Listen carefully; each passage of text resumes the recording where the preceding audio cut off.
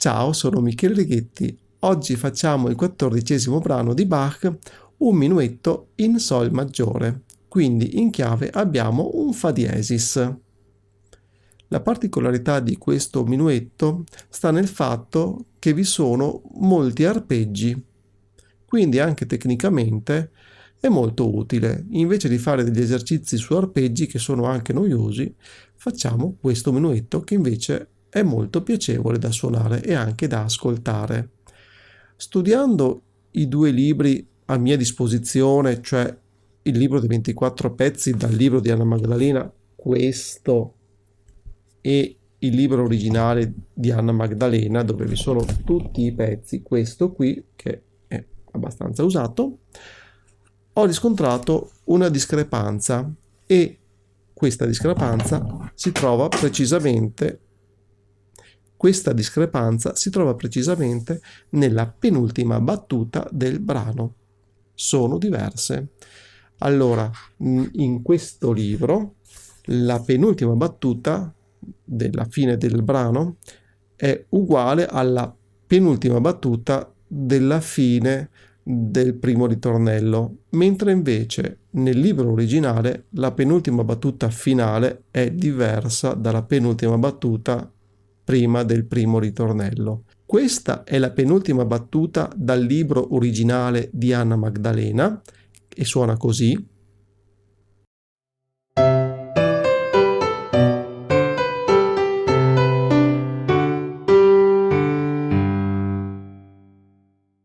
Questa è la penultima battuta invece dal libro che andiamo a suonare e suona così.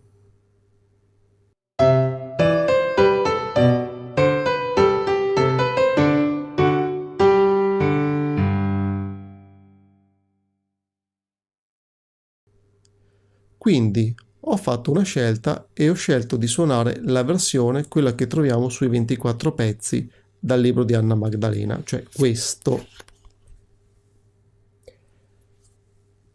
Ho scelto questo perché, essendo uguale alla penultima battuta del primo ritornello, ho trovato che fosse un po' più semplice che non fare due battute diverse. Vabbè, cambia poco, però qualcosa cambia, insomma. Bene, adesso andiamo a suonare prima a mani separate e poi a mani unite.